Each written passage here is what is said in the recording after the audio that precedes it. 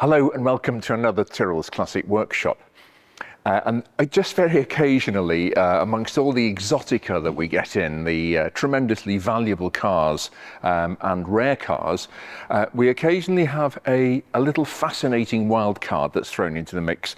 And I've known about this particular car for some time, but it's actually turned up at the workshop just for a couple of small jobs to be done. And it's a Renault 5 Gordini Turbo. Now, this is an incredibly rare car.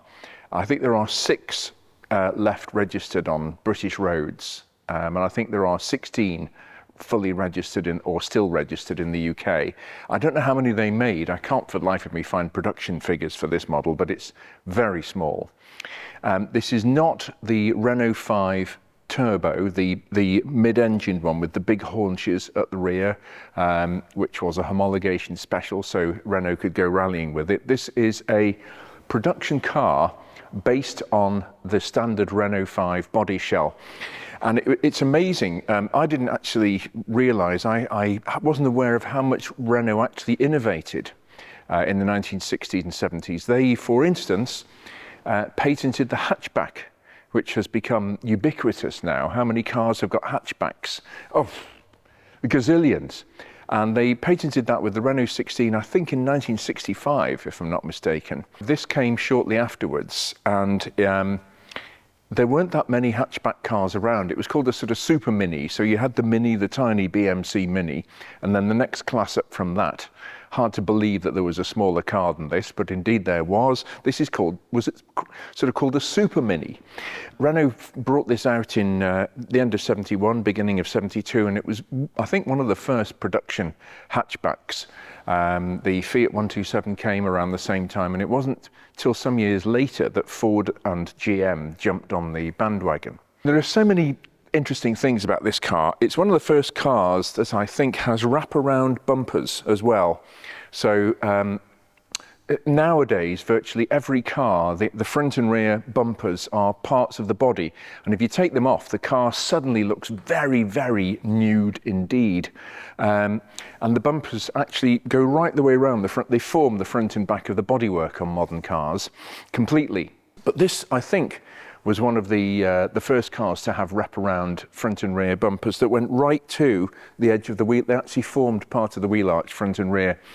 A good example of this I can recall was the Bentley Continental R and Azure, which sort of shared the same body from here down, effectively. And the early cars up until, whenever it was, 1998, something like that, I'm digging deep here, the bumper truncated there, and then you had a bit of front wing, which the bumper sort of disappeared into. And the later cars, likes of a 2000 Bentley Azure or something, they had this system where the bumpers wrapped round. So it was quite a bit of innovation, easy for me to say, on Renault's part in the early 70s to actually have this design. Of course, for any self-respecting supermini, it had to be able to park San Francisco style by bumping into the car in front of you and behind you to get into an extremely tight parking space. And it was admirable for doing that because things just, these polyester fiberglass bumpers tended to absorb that sort of thing. So, however, the really interesting thing about this car is the engine. One of the reasons why it is so interesting is because it's a very early turbocharged car engine. It didn't come out, I think, until 1982, but it was the fruit of Renault's Formula One technology at the time. I would venture to say Renault were actually ruling the roost with Formula One at this time. You had the Cosworth DFV engine, the Ford DFV engine, which a huge amount of teams in Formula One around that time were using, and it was an extremely robust, reliable, highly developed, flat plane crank 90-degree V8, and it worked ever so well. Then Ferrari came along with the beautiful flat 12 engines, the 312, 312B, 312T in the 1970s, which developed around about 500 brake horsepower at, I think, 12,500 RPM. And then Renault suddenly started bolting a turbocharger on their V6, specially developed V6 F1 engine. The cc limit was 3,000 cc for a normally aspirated engine like the Cosworth, or the Ferrari Flat 12, and 1.5 litres 1500cc for turbocharged cars. So it was very adventurous. You were only allowed to play with half the engine size, and you had to more than compensate for that with turbo boost. And Renault did, with bells on. They were developing, I think, in 1977 or around about 1982, up to 700 brake horsepower from 1.5 litres, which is a lot at that time. I mean, BMW came to the party shortly afterwards and took them up to 1,500 brake horsepower from 1.5 litres, but that's a different story for a different day. And also these figures can be fudged a bit because what the manufacturers tended to do, what the teams did was, for qualifying and for practice, they wound the turbo boost up because it was a very short distance and wasn't putting too much stress on the engine. They wound the turbo boost up to within an inch of its life, so that the car qualified in a good position on the grid, and then dialed it back a bit so that the car would finish the race without blowing up. So brake horsepower figures were a bit of an ethereal smoke and mirrors type situation. Nevertheless, it was the start of the turbo era, and so many internal combustion engine cars nowadays have got turbochargers on as a matter of routine. This was one of the pioneering turbocharged cars, along with the likes of the BMW 2002, the Porsche 911 in 1975, the 3 litre, etc. But I'm going to have just a quick look at the whiteboard and explain the different types of turbocharged setup that were around at that time.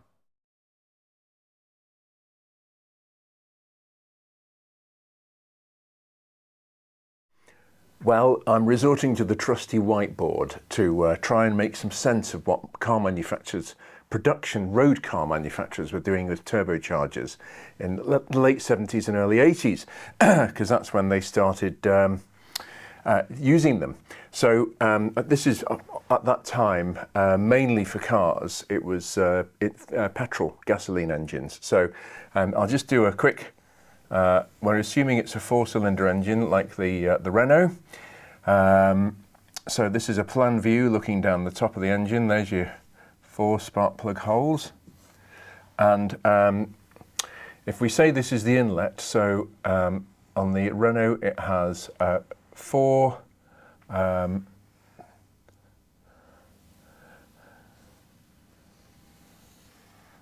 1x4 inlet manifold, and on the exhaust side also something like that.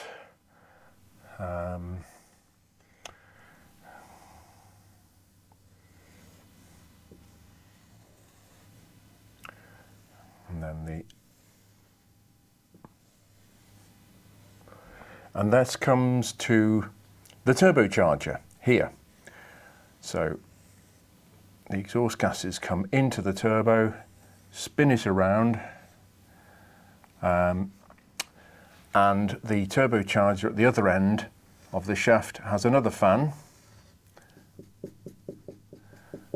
which is, and if we say that the air filter is down here, for example, with its attendant inlet trunking going to atmosphere to suck the air in, the turbocharger in a pull-by system, in other words, where it pulls the air through the carburettor before it goes to the into the turbo.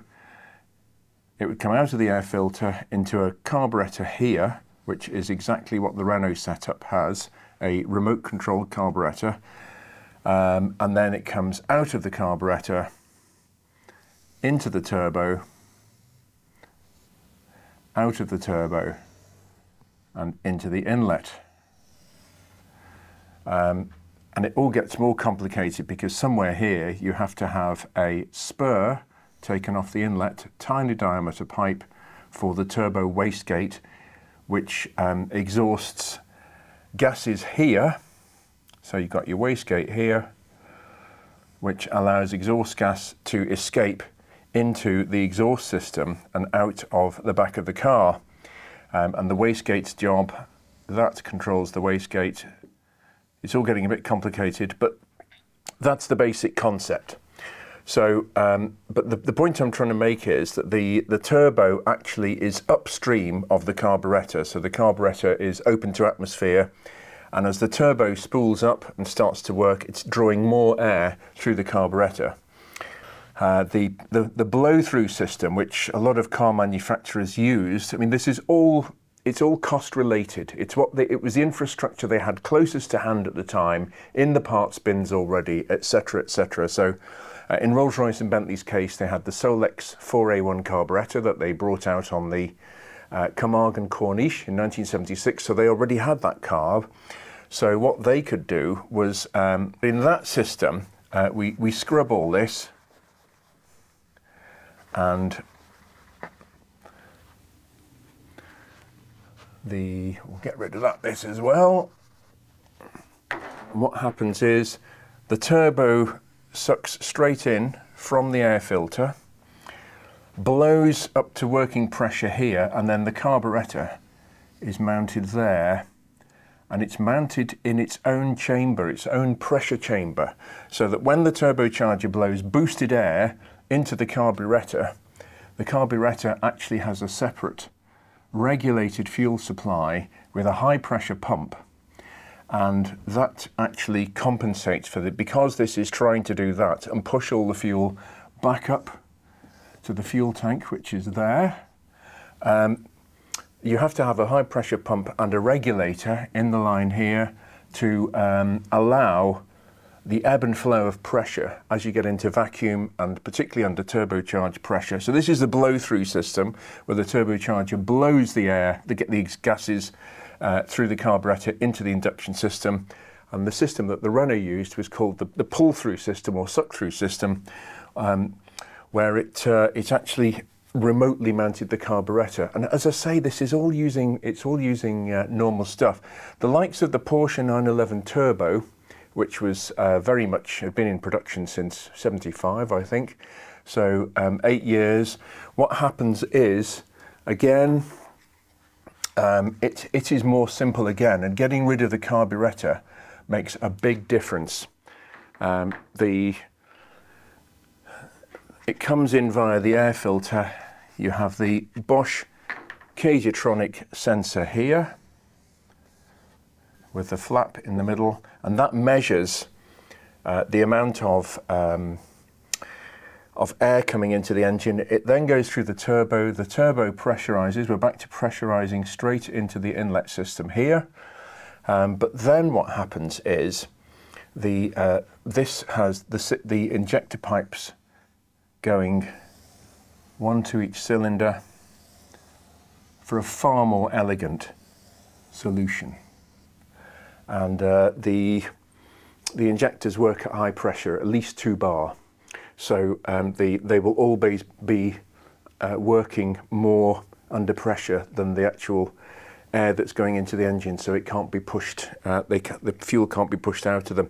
So the fuel injection, surprise, surprise, was a far more elegant solution. But the cars like the Lotus Esprit Turbo used a blow-by system, where the turbo actually compressed the air before it went into the carburetors, and consequently you had to have the fuel system to be able to push that and compensate for the pressure. Otherwise, and I've driven cars where the fuel pump wasn't up to it, you drive it, it comes on boost and it goes brrr, and you lose all the power because it's blowing the fuel straight out the carburetor and back down to the tank, which is not great at all.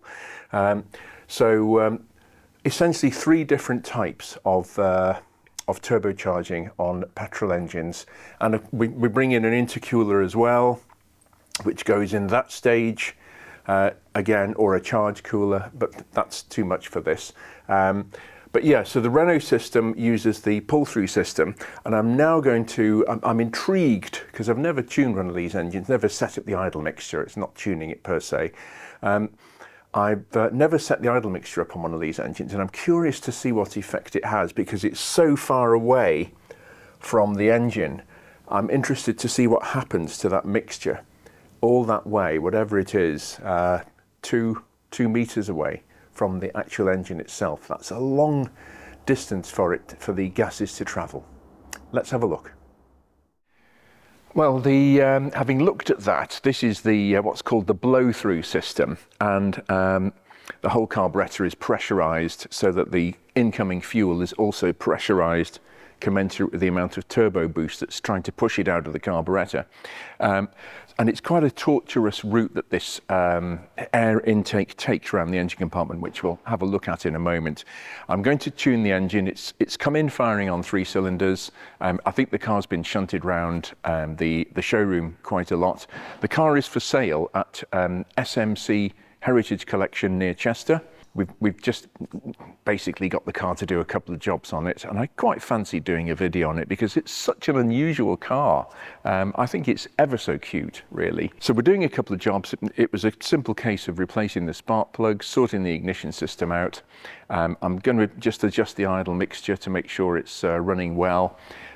It is a very basic induction system, this, as befits a late 70s, early 80s turbo car.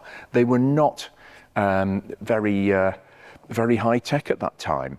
So anyway, let's give it. I'm itching to give this car a run. I've never driven one before. I suspect it's going to be quite interesting when it's all working properly. And I'm just going to do a couple of things, and we'll take the car out for a run. And it's full of little French idiosyncrasies, this car. And it's the little tactile things that actually make the difference. For instance, this beautiful little stumpy indicator switch here, which falls very easily to hand, but just listen to the indicator telltale noise. Oh, that is so nice. It's such a nice sound. You don't get that on a modern car. And this car has electric windows instead of what the youngsters nowadays, and I'm being very fluid as to what I call youngsters, call keep fit windows. That's what wind-up windows are called these days, keep fit windows. I think that's incredibly quaint. But this car, for all its economy price tag at the time, has got the most sweet electric windows. Here we go. Look at that. Lovely. Bit slower going up without the engine running, but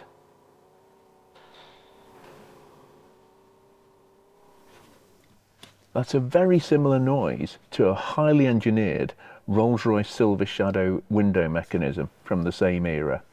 Just a little nerdy detail, but quite cute and fun nevertheless, and very much in character with the car. Well, having looked at the different ways that turbocharged engines of this era breathed their air in, I'm now going to just explain on this car how it sort of works in practice. So this is the blow-through system. This is the suck-through system. So the air comes in here through this heated area because the turbocharger's in this corner buried there. It comes in here into the air filter housing. This is the carburettor here, which then goes down to the turbo. So the turbo is pulling the air in through the carburettor, so it doesn't need to have any high pressure fuel regulators or anything like that, because if the turbo is blowing through the carburettor, it's trying to push the fuel out of the float chamber, etc. There's none of that. Carburettor works as normal. It sucks through the turbocharger. I hope you're keeping up with this. And then it comes out of this pipe across here and down to the inlet manifold. So in actual fact, the air in this engine compartment, the air travels about 3.5, 4 meters before it actually, between the air intake and the engine. That's a long way. And it means that that the carburettor air essentially is going down, and the mixture is being sucked into the engine all that way, and that's quite precarious really. But this is what Renault did at the time. This was their way of getting around it. They didn't want to develop a fuel injection system, which is fair enough. Cost-wise, it's much cheaper to engineer a carburettor, but to have it remotely positioned like that is very, very unusual, if not unique. It's normally situated on the top of the inlet manifold, like the Bentley Turbo, like lots of cars, in its own pressure chamber, which has the fuel with the potential to be high pressure, so when the turbo blows through it, the fuel pressure continues at the same rate. None of that here, just a simple external carburetor. A mad system really, but it does work and it serves the purpose, and this car developed a heady 110 brake horsepower from its 1.4 litre engine with standard boost. And that was okay. 0 to 60 in 8.5 seconds, 112-ish miles an hour. I mean, laughable nowadays, but you know, at the time it was okay. So yeah, I'm going to just set the idle mixture. I'm going to be intrigued to see what effect the idle mixture screw has on this engine, and then we'll get around to taking this car on the road.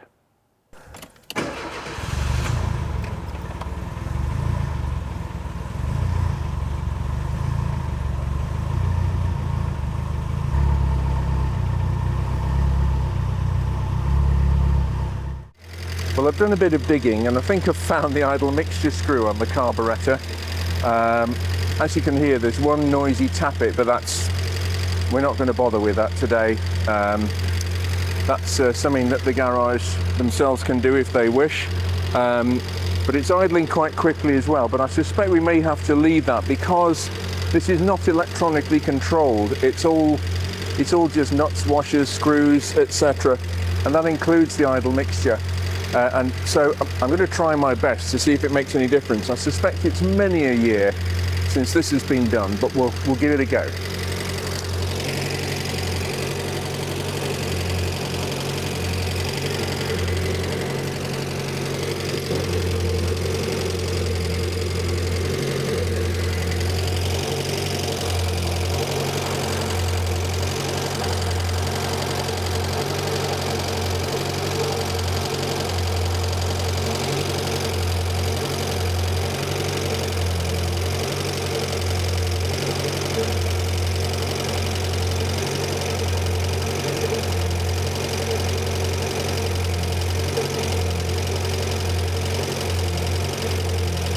Now I'm unscrewing that, which makes it richer, and it doesn't like it, so I'm going to screw it back in again.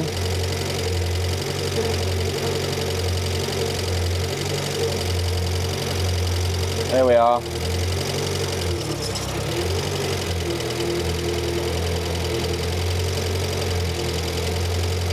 That's about where it's happiest. It does have a delayed action because the idle mixture screw is so far away from the, just see if this screwdriver is man enough to turn that down a bit. There we are.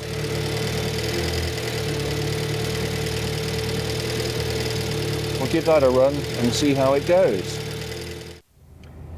Well, as I have maintained in the past and still maintain, I think you can derive pleasure from sort of almost any classic car.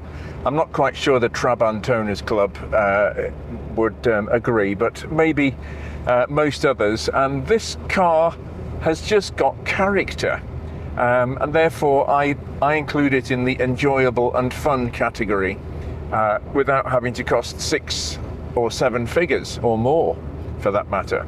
And it's quite interesting because I did actually work on a few Renault 5s in the early 80s. In fact, a girlfriend of mine had one, and I really didn't like them at that time. In fact, I didn't like French cars, full stop. I found them, Citroëns in particular, too quirky for words, really. But I have grown to like them, and I have to say, I like this car.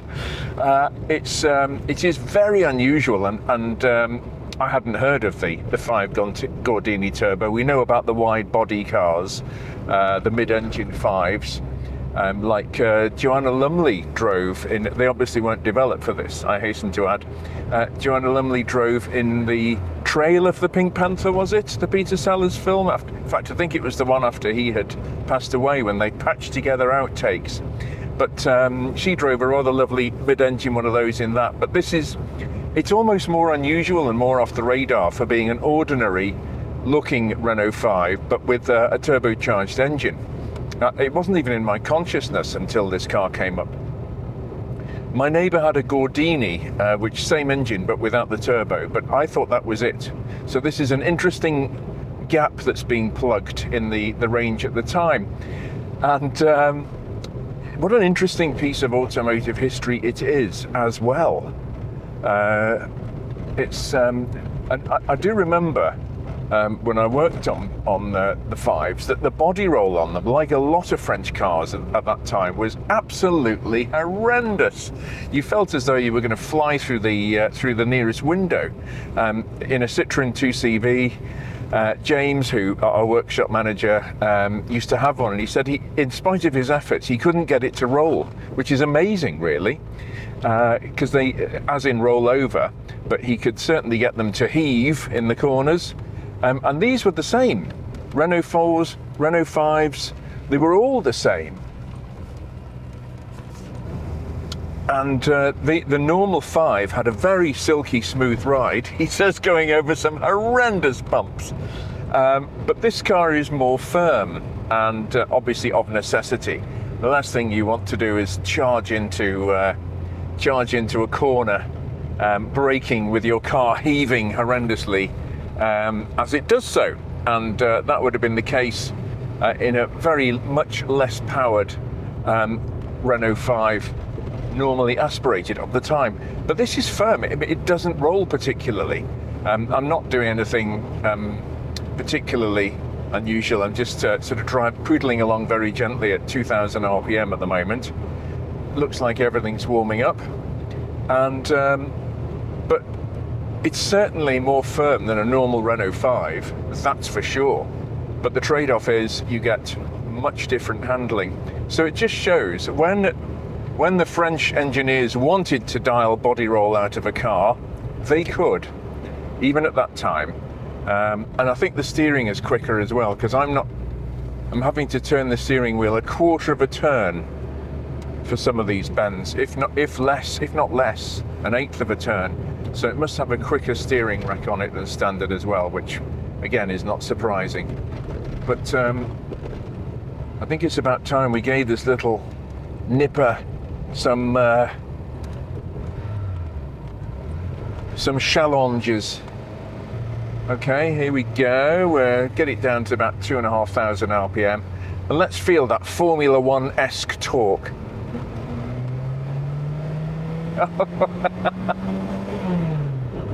Oh, third gear's there somewhere.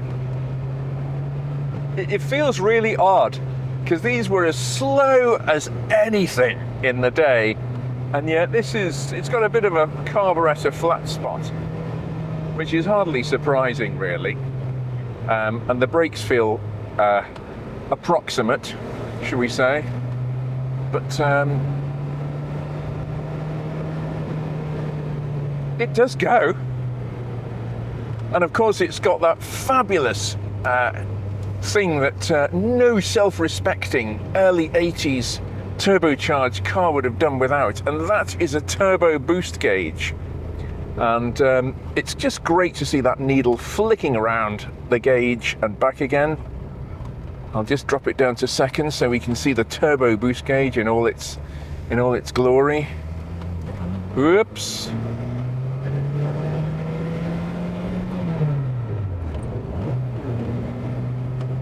And there it goes.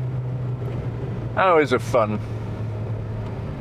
Much better to concentrate on that than the speed limit. But oh, yeah. The gear change mechanism is crazy on this car, as I mentioned earlier. But it is good fun.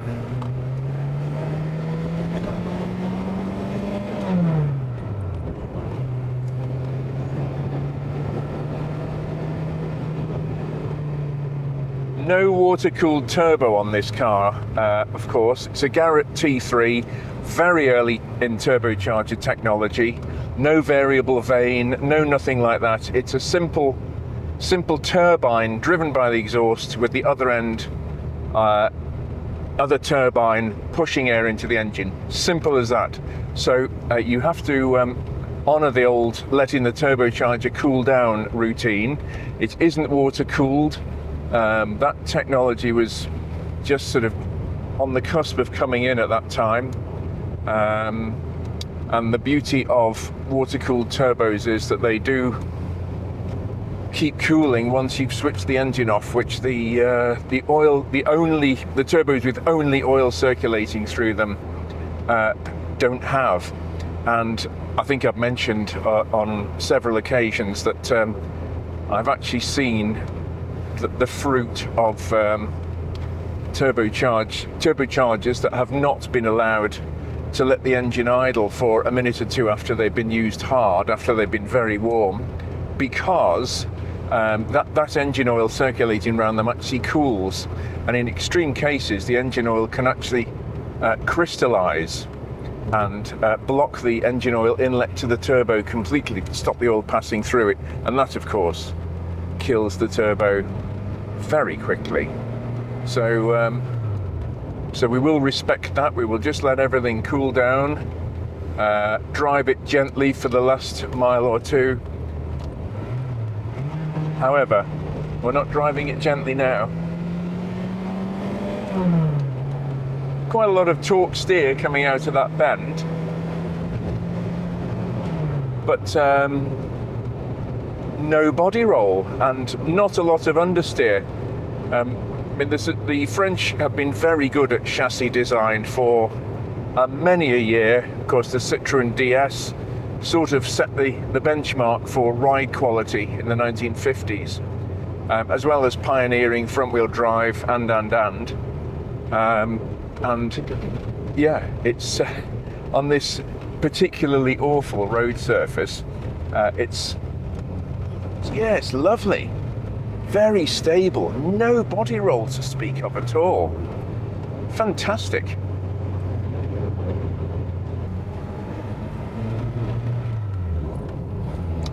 And it's amazing just for having those two jobs done in the workshop. Adjusting the belts and getting it to run on 4 cylinders actually makes the world of difference. When I picked this car up, I mean, as can happen with cars unless they're kept absolutely on top of. Just a couple of things that needed fixing, but they've made the world of difference to it. They really have. Just getting used to it. It's there's a lot to be said for something like this. And also it doesn't necessarily invoke the same reaction in people as a Ferrari or a Lamborghini classic car would. People want to probably run up to this and hug it more than anything else, but that's not necessarily a bad thing in this day and age.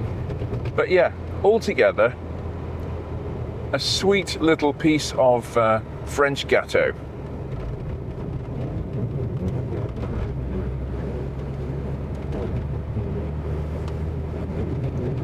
I'm just going to take it through this bend a little bit quickly. Let's see what we have.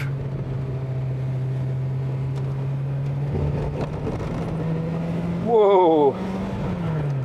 1980s approximation and front-wheel drive torque steer at its best. Yes! Oh, le caractère extraordinaire. Oh. And it's so accessible. I mean, that was all of 40 miles an hour. Try doing that in a whatever. Yeah, bags of fun. Bags of fun. Well, I'm going to round off by saying a big thank you to SMC Heritage Collection for letting us do a video about this car. And that concludes this video. Don't forget to like and subscribe. It does help. And we'll be back with something else very soon.